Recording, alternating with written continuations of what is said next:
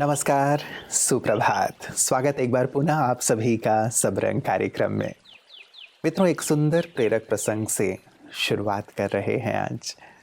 Abraham Lincoln जी जब राष्ट्रपति चुने गए, ओथ लेने के लिए जा रहे थे, तभी एक सीनेटर ने उन्हें अपमानित करने के भाव से कहा कि मिस्टर लिंकन, आपको ये नहीं भूलना चाहिए कि आपके पिताजी हमारे परिवार वालों के लिए जूते बनाया करते थे।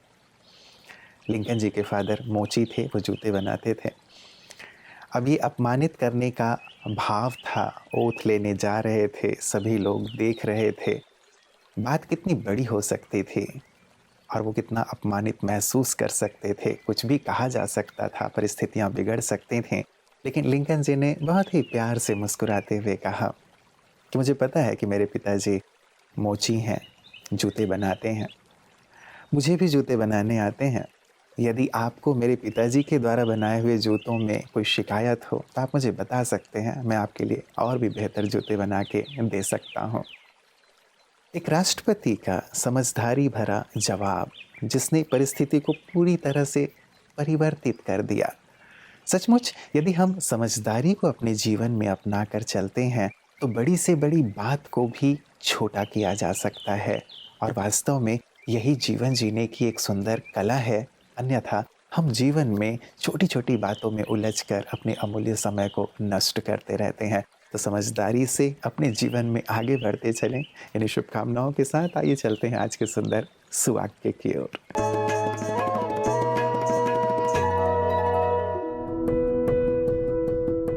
समझदार वही है जो परिस्थिति को हल्का बनाए। एक कंधे पर 10 किलो का वजन या उसका विभाजन हो जाए, 2 कंधे पर 5-5 किलो का वजन, आपको कौन सा मुनासिब लगता है? सही चुनाव हम इसीलिए करते हैं ताकि हम अपनी जिंदगी खुशहाली से बिता पाएं और समस्याओं का पता भी ना चले। दुख, दर्द, भय जैसी भावनाएं इंसान को तनाव और परेशानी की तरफ धकेलती हैं। ये हालात बहुत भारी किस्म की परिस्थितियों का आह्वान करते हैं। कभी सोचा है ऐसे समय पर हम प्रभु स्मरण ही क्यों करते हैं? क्योंकि यह समझदारी का लक्षण है। समझदारी प्रभु को याद कर मनोबल बढ़ाने की। समझदारी मतलब संतुलन बनाए रखना, जिसका निदर्शन देखा जाता है प्राकृतिक प्रक्रियाओं में और भगवान के निर्णयों में भी, जैसे ग्रीष्म के बाद वर्षा और अधर्म के ऊपर धर्म। अब समय है कि परिस्थितियों के संतुलन को बनाए रखने के लिए हम बीच के रास्ते का निर्माण करें, जो अनपेक्षा के स्तंभ के ऊपर स्थिर है। तभी कोई भी हमें दुख जैसी भारी अनुभूति का अनुभवी नहीं बना पाएगा।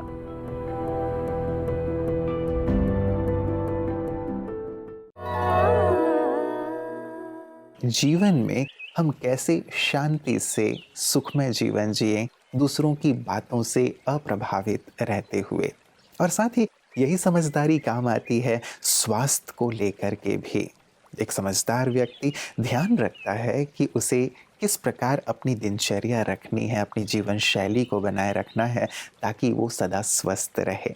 और यदि वो अस्वस्थ भी हो जाए तो भी अपने मन को शांत और संतुलित रखते हुए वहाँ से बाहर निकलने, जल्द से जल्द स्वस्थ होने की सुंदर विधि अपना लेता है। आप सदा स्वस्थ रहें, इसी कामना के साथ तो हम भी प्रतिदिन आपके लिए आपकी सेहत आपके हाथ में लेकर आते हैं। आइए देखते हैं कि आज इस पिटारे में हमारे लिए क्या है। कैंसर और भावनाओं का आपस में गहरा संबंध है, क्योंकि कैंसर शब्द सुनते ही हमें चिंता, भय सताने लगती है।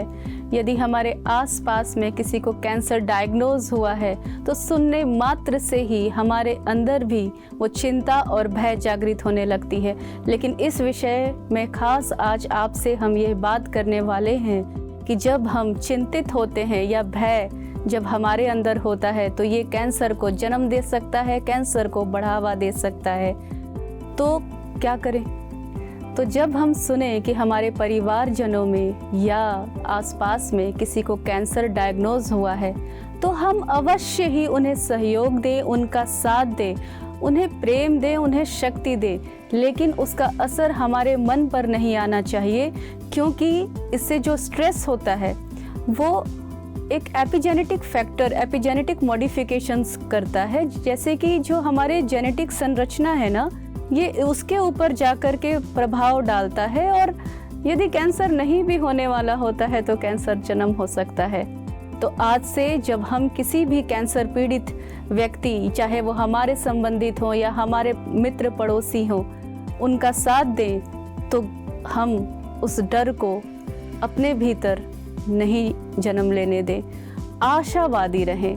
क्योंकि यदि कैंसर डायग्नोज हो भी जाता है तो आज मेडिकल सिस्टम इतना डेवलप्ड हो चुका है कि उसका ट्रीटमेंट बहुत आसानी से हो सकता है। तो कैंसर पीड़ित व्यक्तियों का साथ जरूर दें, लेकिन हमने ये देखा है कि इसकी वजह से हमारे भीतर भय जो जन्म लेता है वो कैंसर को जन्म दे सकता है। तो फिर जो भय हमारे अंदर जग रहा है तो उसे दूर कैसे करें?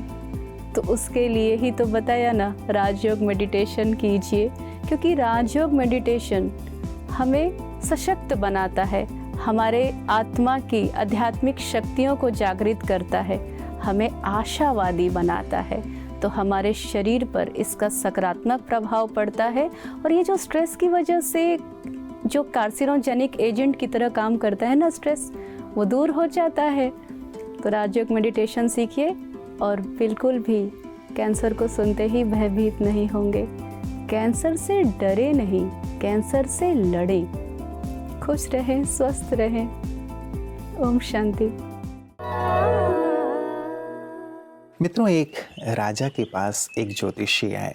राजा ने अपना हाथ दिखाया, कहा देखो इसमें क्या है। ज्योतिषी जी ने कहा कि आपकी हाथ की रेखाएं कह रही हैं कि आपका पूरा परिवार आपकी आंखों के सामने मर जाएगा। राजा को बहुत गुस्सा आया, उन्होंने उसे फांसी पे चढ़वा दिया। दूसरे ज्योतिषी कुछ समय के पश्चात आए, मास 2 मास के पश्चात राजा ने फिर अपना हाथ उनके सामने कर दिया। अब यहाँ दूसरे ज्योतिषी ने समझदारी से काम लिया। उन्होंने कहा कि महाराज, आपकी आयु आपके पूरे परिवार वालों से ज़्यादा लंबी है। बात वही थी जो पहले ज्योतिषी ने कही थी, लेकिन यहाँ समझदारी का परिचय दिया गया था अपनी वाणी के द्वारा। राजा ने धन धान्य से भरपूर करके उसे विदा दिया कि सचमुच तुमने बहुत अच्छी बात कही कि मेरी आयु मेरे पूरे परिवार वालों से कहीं ज़्यादा लंबी है। मित्रों, ऐसी ही समझदारी से भरे हुए हैं हमारे विशिष्ट जन जो हमारे इस सेगमेंट में पधारते हैं। उन्होंने भी अपने जीवन में बहुत उतार चढ़ाव देखे हैं, लेकिन समझदारी से उसे पार करते हुए, आगे बढ़ते हुए हम सबको भी प्रेरित करते रहते हैं। आइए देखते हैं कि आज हमारे साथ इस सेगमेंट में कौन है जो कि अपनी सुंदर अनुभवयुक्त बात से हम सबको भी सफलता की ओर अग्रसर कर रहे हैं। एक बहुत ही दिव्य अनुभूति का आपको साक्षात्कार हुआ और जो आपने सपने में देखा, आपको लगा कि आपके जीवन की कुछ दिशा भी शायद उससे परिवर्तित हुई, जो आपने जैसा आपने बताया। तो कुछ जीवन में कुछ बदलाव आया आपने जब, जैसे आपने बोला कि ब्रह्म कुमारी सेंटर में आपने राजयोग सीखा, तो कुछ परिवर्तन ऐसे आपको देखने को मिले अपने जीवन में?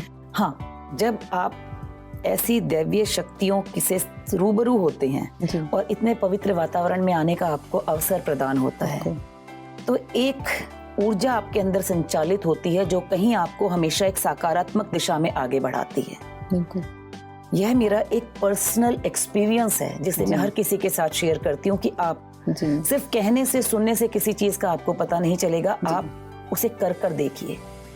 ब्रह्म कुमारी में जो राजयोग मेडिटेशन हमें मिलता है वो वाकई में कहीं आपकी उन समस्याओं की समाधान की पूंजी है। आप उस पर चलकर देखिए, आपको निवारण हर चीज का मिलेगा, रास्ते अपने आप खुलते चले जाते हैं। तो तब से आपने राजयोग का अभ्यास अपने जीवन में प्रारंभ कर दिया? जी, नियमित तौर पर। और आपने जिस तरह अपना जीवन बदला, तो क्या आपने और लोगों को भी वो प्रेरणा दी कि वो राजयोग के द्वारा अपने जीवन को परिवर्तित कर सकते हैं? क्योंकि लोग बहुत ज़्यादा निराशा में आजकल चले जाते हैं। कई बार आप बात करेंगे नौकरी के चलते, घरेलू बहुत सारी ऐसी समस्याएं हो जाती हैं, आपस में आप बात करते हैं, हस्बैंड वाइफ में हो गई, भाई बहनों में हो गई, माता पिता में हो गई। तो क्या आपने और लोगों को भी इस तरह से राजयोग के द्वारा प्रेरित करा कि वो भी अपने जीवन को इस तरह से एक पॉजिटिव ऊर्जा का संचार कर सकते हैं? बिल्कुल अर्चना जी, सच बताऊं कि मैं ट्रूली इतना ज़्यादा इम्प्रेस्ड हूँ जी। मेरी जिंदगी जो पूरी तरीके से एक व्हील चेयर पर आ चुकी थी, कहीं उस एक इंसिडेंट से मुझे जो ऊर्जा मिली, जो सहारा मिला, जो मुझे दिशा मिली, आज जब मैं सबको कहती हूँ कि मेरे साथ वो दौर था, मैं उस दौर से गुजर चुकी हूँ, तो उन्हें यकीन आता है। वरना आज मैं अपने जीवन को एक बेहतरीन तरीके से जी रही हूँ। चलना फिरना, सीढ़ियाँ चढ़ना, वरना वो सिचुएशन मेरे सामने थी कि मुझे हाथ पकड़ के ऐसे चलना सिखाया जाता था जैसे कि एक 8-9 महीने के बच्चे को चलना सिखाते हैं। तो मेरा जितना भी स्टाफ है या मेरे जितने कोलीग्स हैं, मैं बिल्कुल उनको ये बात शेयर करती हूँ और अचंभित होकर के उनमें से आप यकीन नहीं मानेंगे, लगभग 35 मेरे ऐसे जानकार हैं जो ब्रह्म कुमारीज में आए और इम्प्रेस होकर के आज वो डेडिकेटेड फॉलोवर है। मित्रों, एक चौराहे पे एक व्यक्ति बैठा हुआ था। एक गाय भागती भागती आई और सीधी सीधी निकल गई। थोड़ी देर के बाद एक कसाई वहीं से भागता भागता आया, उस व्यक्ति के पास पहुंचा। चौराहा था, तब उसे पता नहीं चला कि गाय किस ओर गई होगी। व्यक्ति से पूछा कि तुमने देखा जो गाय भागती हुई इधर से गई, मतलब किस ओर गई, किस दिशा में गई? तो उस व्यक्ति ने गलत दिशा बता दिया कि गाय इस दिशा में गई है। जो कसाई था उस दिशा में चला गया। अब यहाँ इस व्यक्ति की समझदारी झलकती है। कई लोग ये कहते हैं कि इस व्यक्ति ने असत्य बोला, लेकिन वास्तव में कल्याण के लिए, किसी के प्राणों की रक्षा के लिए, धर्म की रक्षा के लिए यदि हम कहीं युक्ति का इस्तेमाल करते हैं तो उसे समझदारी कहा जाता है। और ऐसी ही सुंदर समझ हमें आध्यात्म प्रदान करता है कि कलयुग के इस घोर अंधेरे में हम कैसे जीवन जिएं, कैसे अपने जीवन में समझदारी का परिचय दें, ताकि हमारा आत्म विकास भी हो और साथ साथ हम सबका कल्याण भी कर पाएं। नमस्कार, सादर प्रणाम। मैं प्रोफेसर राजीव शर्मा एक बार फिर उपस्थित हुआ हूँ आपके बीच इंदौर शहर से। बहनों और भाइयों, देवियों और सज्जनों, एक बार एक हंस का बच्चा उल्लुओं की बस्ती में फंस गया। उल्लुओं के बच्चों ने हंस के बच्चे को घेर लिया और पूछा कि तू कौन है भाई, कहाँ से आया है? उस हंस के बच्चे ने कहा कि मैं हंस का बच्चा हूँ, दूर देश से आया हूँ। उल्लुओं के बच्चों ने पूछा कि दूर देश में क्या होता है? हंस के बच्चे ने बताया कि वहाँ पे सूरज होता है, प्रकाश फैलता है, रोशनी की जगमग में सब कुछ दिखाई देने लगता है। जब उल्लुओं के बच्चों को ने ये बात अपने पिताओं यानी बड़े उल्लुओं को बताई, तो बड़े उल्लुओं ने कहा कि अरे ये हंस का बच्चा तो हमारे बच्चों को बिगाड़ रहा है। लिहाजा हंस के बच्चे को पकड़ने के लिए पुलिस भेजी गई। पुलिस भी उल्लू ही थी।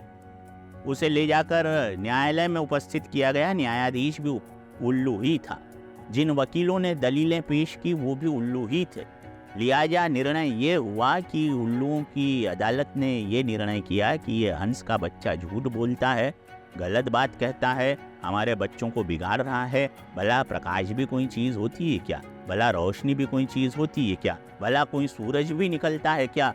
लिहाजा हुआ ये कि सच होने के बावजूद हंस के बच्चे को फांसी पर चढ़ा दिया गया। देवियों और सज्जनों, कभी कभी ऐसा भी होता है जब हम सच्चाई के साथ रहते हैं तो बिना वजह फांसी पर चढ़ा दिए जाते हैं, यानी कठिनाइयों का हमें सामना करना पड़ता है। लेकिन कठिनाइयों से जूझते जूझते, कठिनाइयों से लड़ते लड़ते जो विजय श्री का वर्ण करता है वो विजेता कहलाता है। हमारे प्रजापिता ब्रह्मा कुमारी ईश्वरी विश्वविद्यालय के दादा लेखराज जी, हमारे बाबा ब्रह्मा ने जीवन में बड़ा संघर्ष किया। उन्होंने अपने अनुयायियों के साथ, अपनी दादियों के साथ, बहनों के साथ, बेटे बेटियों के साथ आधी आधी रोटी खाकर एक बड़े मिशन को खड़ा किया। वही आज दुनिया में सच्चा ज्ञान दे रहा है और सतयुग जल्दी ही इस धरा पर अवतरित करवाने की दिशा में अग्रसर है। ओम शांति। मित्रों, अंतिम पड़ाव पे हम आ पहुँचे हैं। देखिए ना, वक्त का पता ही नहीं चलता कि कब हम शुरू करते हैं और कब अंत तक पहुँच जाते हैं। आज पूरा ही सबरंग केंद्रित रहा समझदारी पर। हम इस पर बहुत ही गहराई से विचार करें मित्रों। जीवन में सुख, शांति, सफलता की नींव या जननी समझदारी ही है। इसीलिए हम हमेशा कहते हैं और हमारे बड़े बुजुर्ग भी हमसे कहते हैं कि बेटा हर कदम पर समझदारी से काम लो, सोच समझ कर सोचो, सोच समझ कर बोलो, सोच समझ कर करो। ये बात हम बचपन से सुनते आए हैं। सचमुच ये समझ बहुत काम की चीज़ है। हम बड़ी बात को छोटा करते चलें, कहीं भी अपने आप को उलझाएं नहीं, औरों को माफ़ करते चलें। जो भी बातें हमारे सामने आती हैं उन बातों को बहुत हल्के रूप में लें, कहीं भी अपने आप को न उलझाते हुए अपने लक्ष्य पर केंद्रित रहें। तो ये सारी चीज़ें हमारी समझ की परिचायक हैं। यदि हम छोटी-छोटी बातों को बड़ा कर देते हैं, उनमें उलझ जाते हैं, तेरा मेरा करने लगते हैं, तो ये समझदारी नहीं है। समझदारी ये कि हम अपने आप को अपने लक्ष्य पर केंद्रित रखें, आगे से आगे बढ़ते चलें, खुद का भी विकास करें और औरों को भी विकसित होने का सुंदर अवसर प्रदान करें और उनका पथ प्रदर्शन करें। तो आएँ समझदारी पूर्वक अपने जीवन में आगे बढ़ते चलें इन्हीं शुभकामनाओं के साथ। नमस्कार। ओम शांति। जीवन के